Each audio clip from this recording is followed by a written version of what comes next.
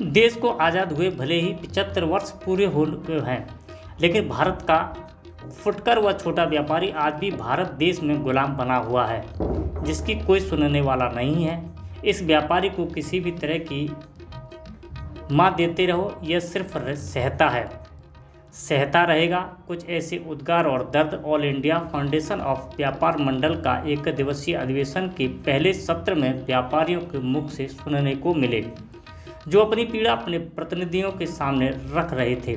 सम्मेलन के पहले सत्र में राज्यसभा सांसद हरद्वार दुबे, छावनी विधानसभा के विधायक GS धर्मेश शामिल हुए।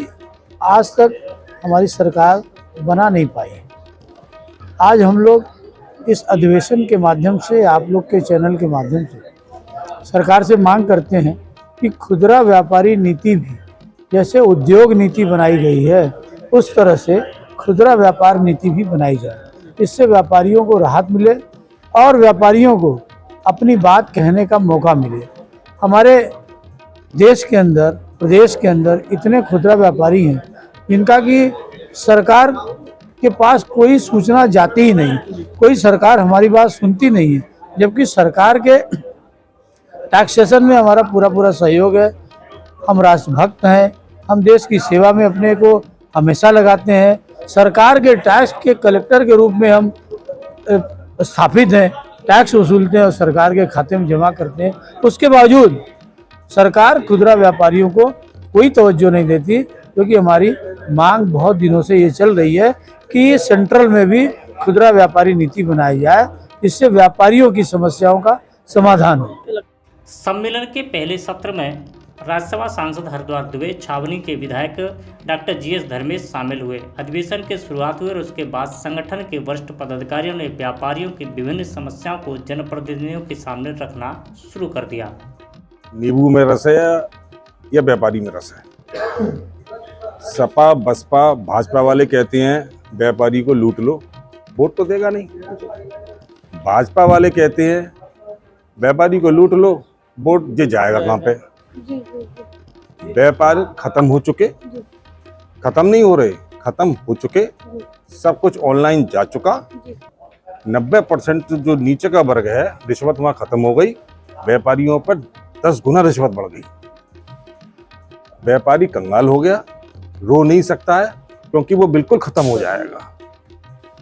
इस वक्त तो वो अपनी जान बचाने के चक्कर में लग रहा है कि मैं अपना सेफली तरीका पैसा कैसे निकालूं। कुछ नहीं बचा। व्यापारी से कहा जाता है कि आप अतिक्रमण कर रहे हैं, हम अपनी दुकान आगे ना बढ़ाएं तो ठेली वाला आके खड़ा हो जाएगा। दुकान बिल्कुल बंद। कोई हमारी समस्या सुनने के लिए कोई तैयार नहीं है। हर पार्टी ने हमें लूटा और अब भी लूट रहे हैं। किसी भी व्यापारी का बेटा व्यापार पर बैठने को राजी नहीं है। जमीन की बात मैं आपसे कह रहा हूं, व्यापार खत्म हो चुका, कुछ भी नहीं हो सकता। एक दिवसीय अधिवेशन में अपनी बात रखते हुए व्यापारियों ने कहा कि अंग्रेजों की शासनकाल में भाजपा 49 FDI का विरोध करती थी। भाजपा का कहना था कि भारतीय पैसा बाहर जा रहा है, जिससे भारत की आर्थिक स्थिति खराब होगी। लेकिन आज देखें तो 49 FDI का विरोध करती थी, उसने 100% FDI लागू कर दिया। यह कैसी दोहरी नीति है? क्या अब भारत का पैसा बाहर नहीं जाएगा? छोटा व्यापार खत्म नहीं होगा? इसका जवाब मांगा जाता है तो कोई जवाब नहीं मिलता, बल्कि जवाब करने वाला सरकार में देशद्रोही हो जाता है। आज उत्तर प्रदेश प्रादेशिक हमारे ऑल इंडिया व्यापार महामंडल का अधिवेशन हुआ, वो चल रहा है। पहले सत्र में हमारे साथ में सांसद और 2 धारासभ्य जो विधायक भी शामिल थे। हमारे व्यापारियों ने बहुत मुखरता से अपनी बात कही। स्पेशली हमें नया जो GST आ रहा है उसकी विसंगतता के बारे में हमने उनको अवगत कराया।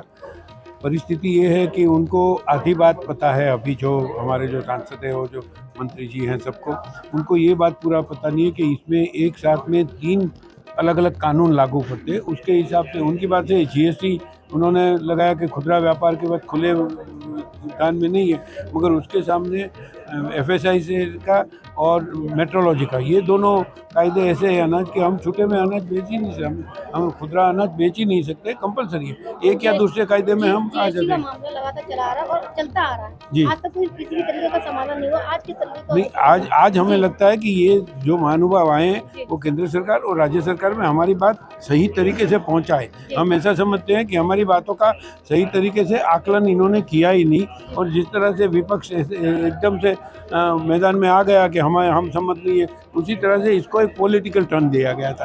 तो वो अपने सेंट्रल गवर्नमेंट का जो जीएसटी का निर्णय है उसका बचाव कर रहे थे, मगर आज हमने सबने मिलकर उनको सही बात समझाने की कोशिश की है कि ये एक जीएसटी के कायदे की काम बात नहीं है, उसमें फूड सेफ्टी एक्ट वाला भी मुश्किल है और मेट्रोलॉजी एक्ट का भी मुश्किल। ये सब तीनों मिला के कोई एक छोटा सा व्यापारी भी खुदरा व्यापार में खुला अनाज नहीं बेच सकता किसी भी हाल में। तो किसी न किसी कानून से उसको बंधित होना पड़ेगा और दंडित होना पड़ेगा। ठीक हो